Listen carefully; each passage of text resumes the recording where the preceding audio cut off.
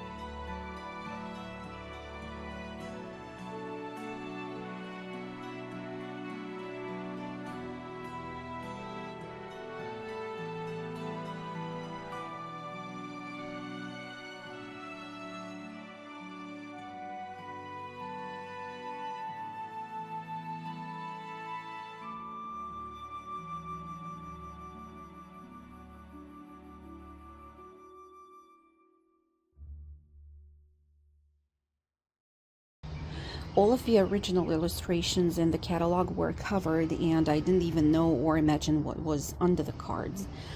Taking everything off the pages was a challenge that I have been tediously dealing with for almost a month. I was taking paper towels, put them on top of each page, one page at a time, sprayed water on them, and let it stay there for half an hour or so until the cards were wet enough to let the adhesive get wet too, which allowed me to peel them off the pages. Some cards peeled off better than the others.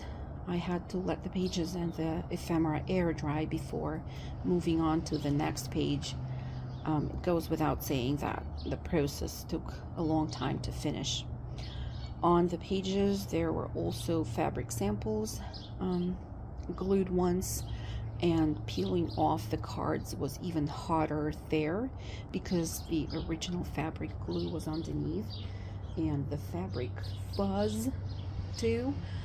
It was even disgusting at some moments, but I just couldn't give up. I had another album to deal with as well. So let's have a look at the gorgeous illustrations in this catalog now that we can do it. I really hope it will be okay for you to see it, because the sun is also shining. Here we go. Now it's better. Only the sound of the lawn mower there in the distance is not perfect for my today's video, but I think you will be able to see the illustrations. And here on these parts of the pages, the fabric samples were glued on. Here you go. Really like the graphics on the advertisement pages.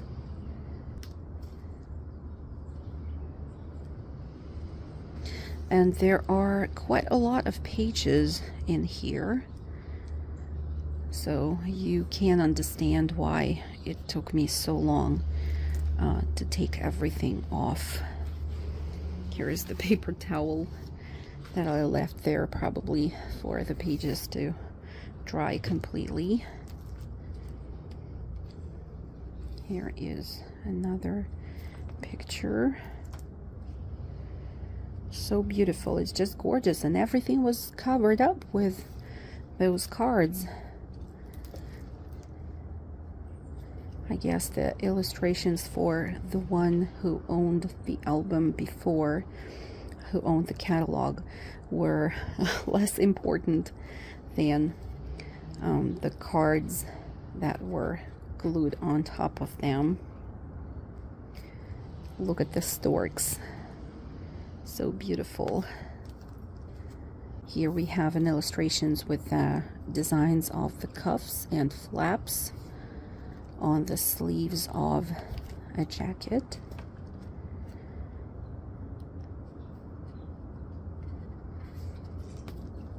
I was able to find a few similar catalogs online, but not these specific ones that I have now.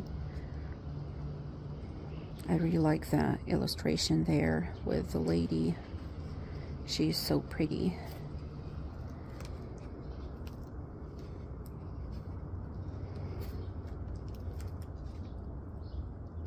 The best ever.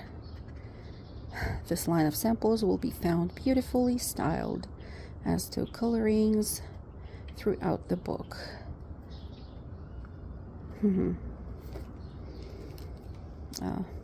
This is an outfit for a hunter. Cool. Look at that lady there. Isn't she gorgeous? And this group of ladies and gentlemen is probably on a boat.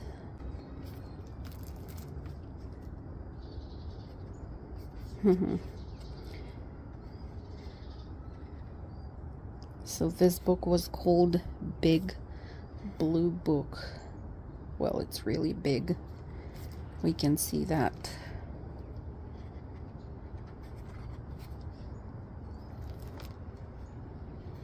And these two are probably on a ship. So pretty. Here something was glued on top that transferred the red color onto the page, but I must say the quality of the paper here is also amazing, because this book, being so old now, is still quite in a good shape, taking into consideration that I almost soaked the pages in water while I tried to peel off of them everything that was glued on top.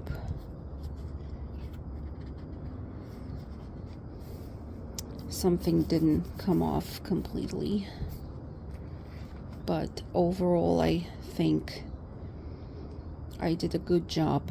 And now the question is how I can scan the rest of the illustrations. They're very big and the book is also heavy, so I don't think that I will even try to scan them in the scanner. So if you have any ideas, I will be glad to listen to them. So here is the last illustration, I think, the last page.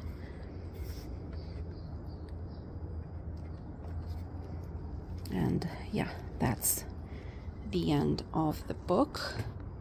It's from Brown Ridge Tailoring Company. So that was the first book. Let me show you the spine. That's the spine. So I guess that with the samples, here we go, with the samples of the fabric still being inside, it still was about 3 inches thick, this book. Let's move on to the green catalog now. The green catalog also had its pages covered with Christmas and New Year cards from 1920s to about late 1940s, I would guess. I was thankful that unlike the cards in the blue catalog, in this one each card was glued in 4 places on the back. The glue though was really stubborn, and the process of detaching the cards was also taking a long time, because not only I had to wait until the glue softened, but also spend time on unfolding each card and making sure that it doesn't get wet from the cards next to it in the places where it shouldn't. And when I'm saying that I had to unfold the cards, I also have to show you how the majority of the cards in this book looked like. They looked like this. So they were not the standard cards that we all are familiar with. And well, I'm sure you guys here in the States must have seen the cards of this type.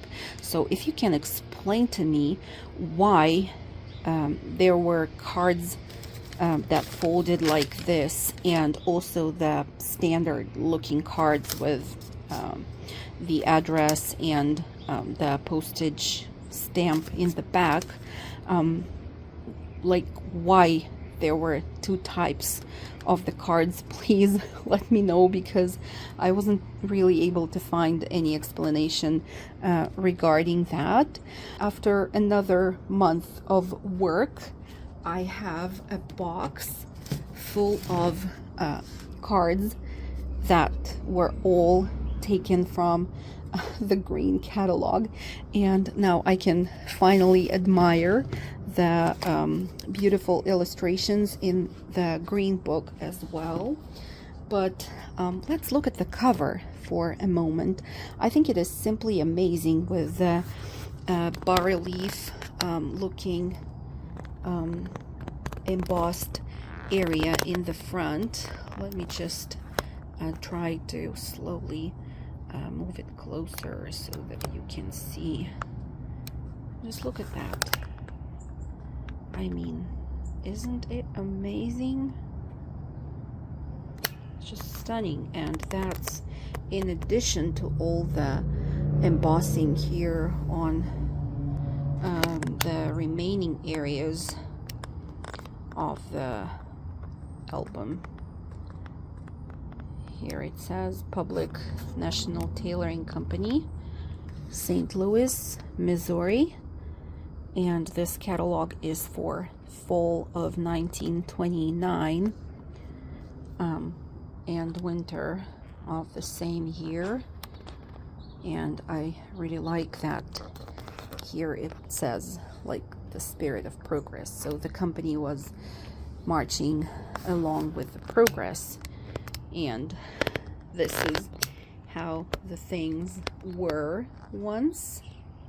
I guess this is what they wanted to show, and this is where the humanity got to at that same year, probably.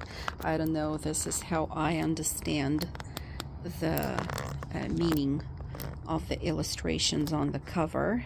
Let's try now to flip through the pages of this book. It's really hard to fit everything into the frame. So in this book, on some of the pages, I was already in despair trying to get the glue off.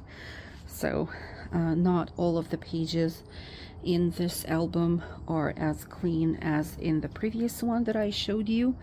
And also the cards didn't peel off all the way completely in this book either. So it is maybe in a better condition on the outside, but the pages themselves look, again, just less good than the previous one. And as you can see, I left behind a few cards on this page, so that was something that I tried to explain, that all of the cards were glued down in this manner on the pages, so you had to like spend the time on unfolding them, then wetting up only this area, or at least the four corners where the glue sits on. See, it's not glued all the way down, unlike the cards in the previous catalog. And some of the cards were glued down just like that. So here we go. Of course, some advertising pages as well, and here we get to the illustrations. We can definitely see the difference. Let me move this closer to this side like that, so we can definitely see the difference in fashion as well after 20 years, because that's the difference between the two books. 20 years gap. I wouldn't say that it changed a lot, as a matter of fact, but also the fact that here we have the illustrations in color maybe adds to the younger age of them.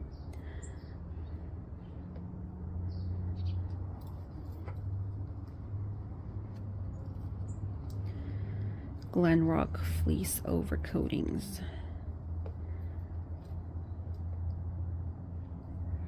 It says here, we consider it an outstanding achievement to be able to present these fine quality overcoatings at such a remarkably low price. We do not believe fabrics of this recognized value have ever before been presented at a price so low.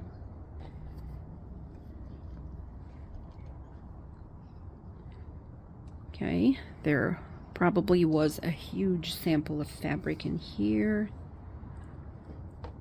It says that it must be made to measure, so probably a representative of the company came to whoever wanted to order a suit or a coat or whatever from this catalog to take up the measurements. This page was also fully covered with the cards, and I was really amazed to reveal what was under them. I will move you closer to that page so that you can see all the photographs. Here we go. They're probably from the plant, from the factory.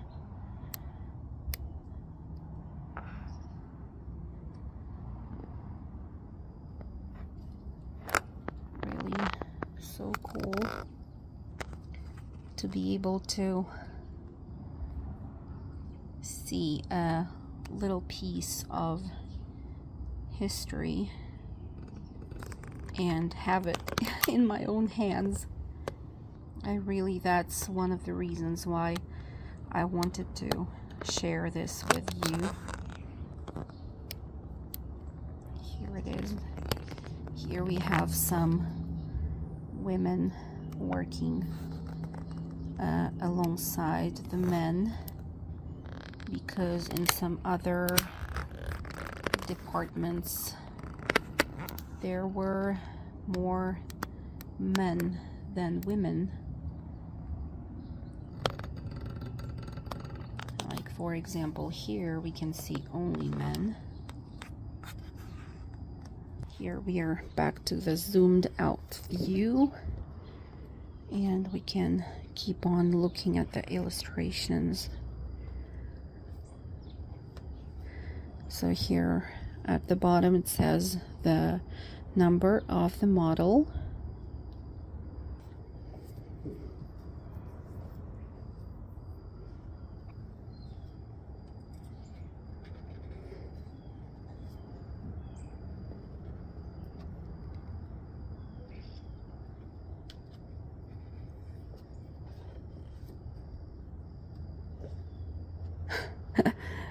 this man looks very nice.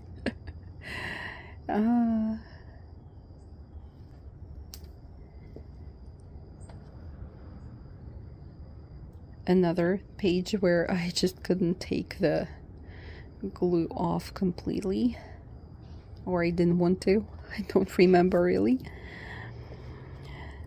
Picture yourself in this stylish overcoat. It just teases you, right? It just makes you want to put an order. Another page for a huge sample of fabric there. And this very stylish gentleman in a 3-button double-breasted overcoat. No extra charge for any overcoat models shown. All right, we got that.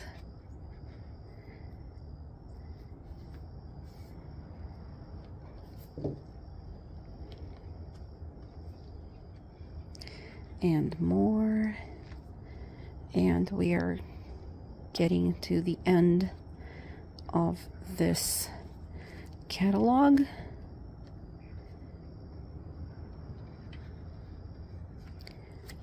And that's the last page. Public National Tailoring Company in St. Louis, Missouri. So, ladies and gentlemen, I would gladly show you the cards that I managed to salvage from the green catalog, but I think that this video will be just too long in such case. Let me know if you would like to see the cards, and I will then create maybe a separate video dedicated to the cards only. To sum everything up, and also thank you for watching till this moment, I am happy to share a freebie with y'all. You can download 2 pages of scanned and amended cards from the blue catalog. They will be on my Ko-fi page. I hope you have fun using them in your journals. Also, please let me know if you liked today's video and if you'd want me to share my occasional estate sales hauls with you on the channel. And for now, take care and talk to you soon. Bye.